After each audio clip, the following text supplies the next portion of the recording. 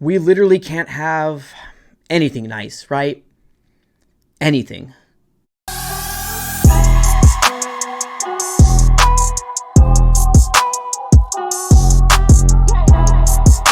going on, everybody? Welcome back into another video. Definitely do me a huge favor, smack up that like button and subscribe for more Arizona Cardinals content.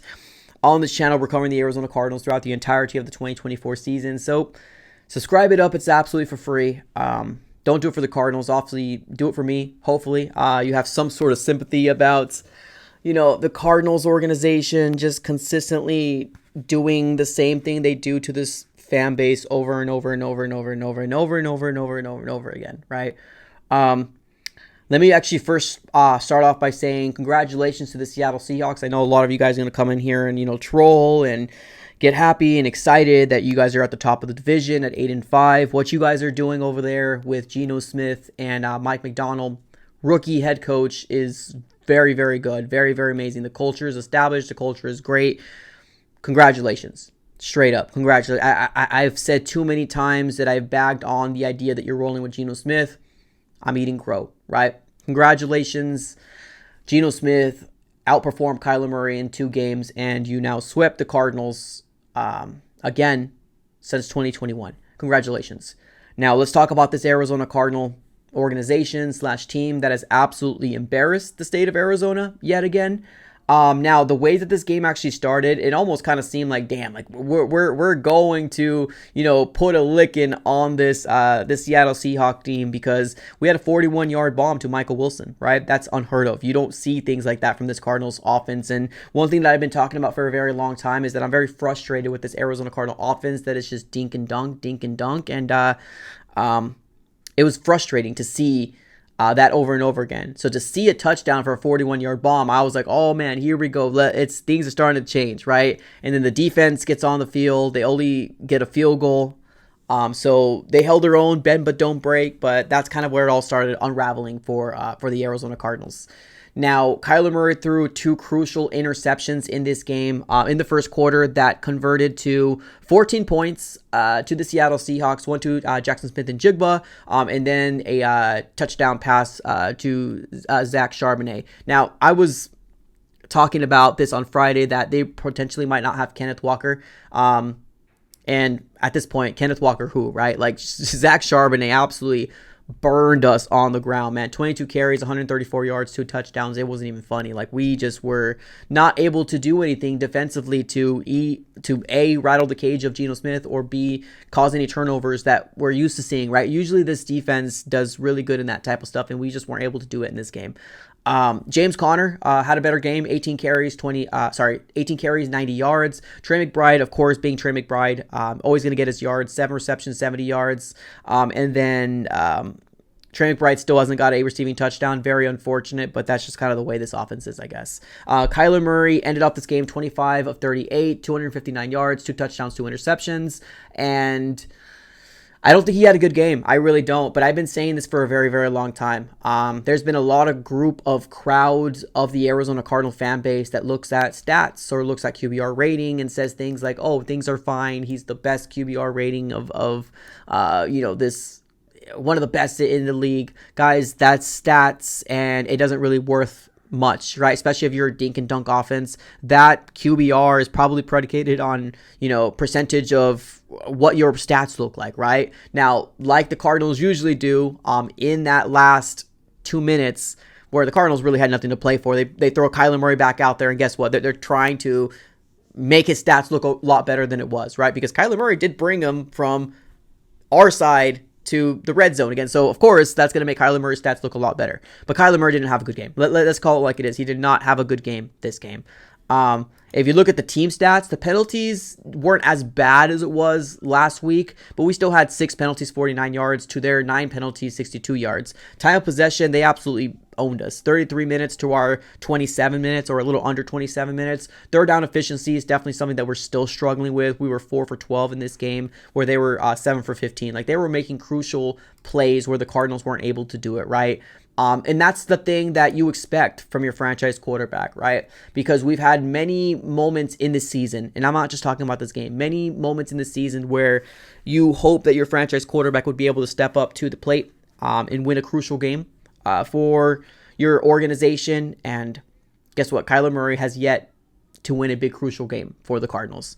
We had a 4-game winning streak. That seems to be the highlight of the season so far. We are now on a 3-game losing streak and lost by getting swept by a rookie head coach in Mike Macdonald. Now, I'm not one of those guys that's going to come up here and rip this head coach or rip this coaching staff. I've never said fire Petzing, never have I ever. But I think we need to start establishing what we're going to do for the future in the quarterback situation, the quarterback room. Now, I know it's going to be hard to move off of Kyler. I'm not going to come out here and say trade him, release him. I'm not there yet. But we need to find a security blanket or a security plan. We need to. We can't ride with Clayton Tune as the backup. And we've seen what he looks like. He's not the greatest, right? So we can't be riding like this. We can't. We need to find some sort of safety plan, even if Kyler Murray is the quarterback in 2025. Now, I've already read a lot of comments. People are out. People are out on Kyler Murray right now. There's been a lot of people waiting in the bushes to jump on the opportunity. Guess what? Here's your opportunity, ladies and gentlemen. Kyler Murray had a terrible game. He lost us this game. Those interceptions that were thrown to Marvin, terrible decisions.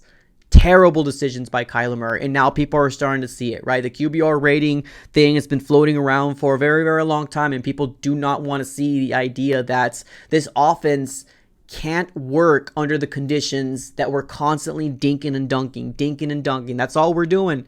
And that's why Kyler Murray's stats doesn't look as bad as the game's intel, right?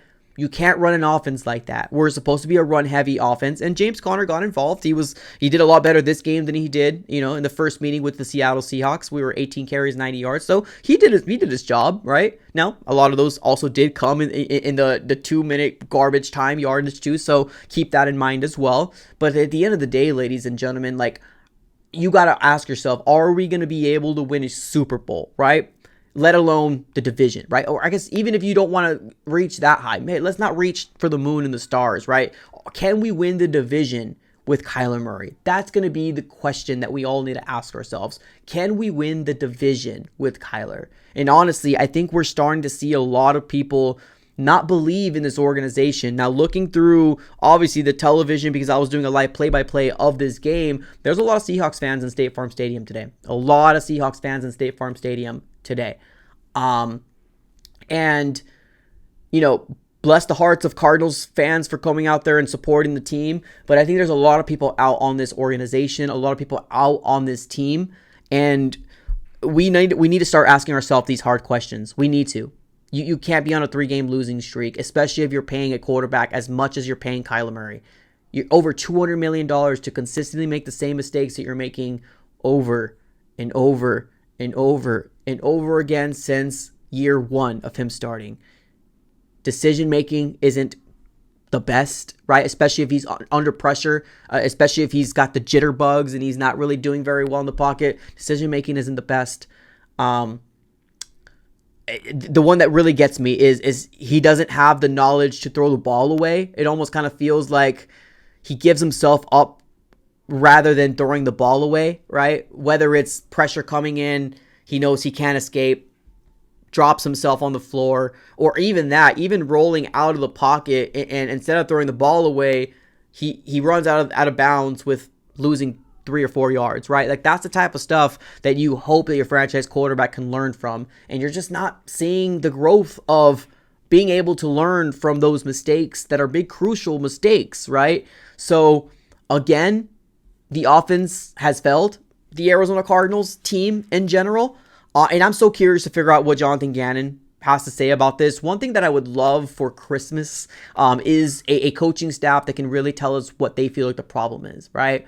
That's what I would love to hear, because I know what they're going to say. Oh, Kyler Murray put us in the position to succeed. Oh, this defense did this. No.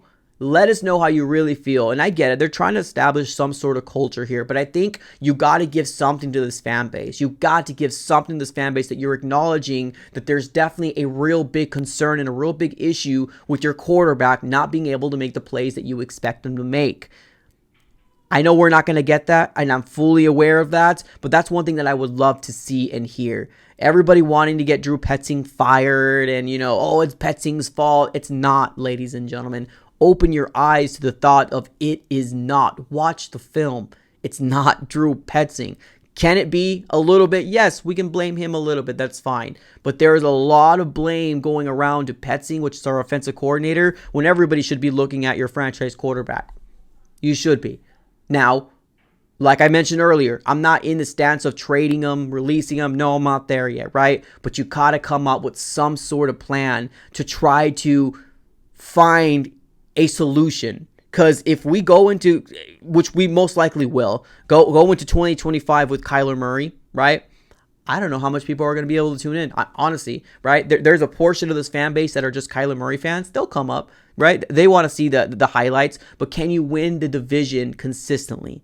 Is he an elite quarterback? Can he win you the Super Bowl? That's going to be the big questions that you're going to need to ask yourself moving forward, ladies and gentlemen. So here we are, another sweep, another year to the Seattle Seahawks that have a rookie head coach in Mike Macdonald. They're 8-5. We are now 6-7. I believe the Rams most likely will beat the Bills. Let me do a yep. There you go. The Rams beat the Bills, so now they are 7-6.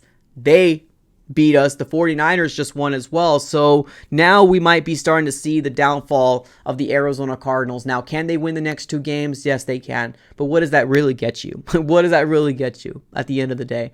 I'm not rooting for my team to lose or anything like that, but we got to start asking these big questions, ladies and gentlemen. We have to.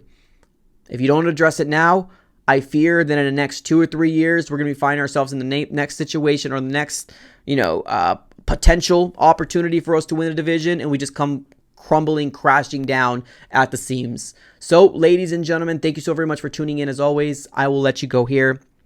Have a great rest of your day, and as always, go Cardinals.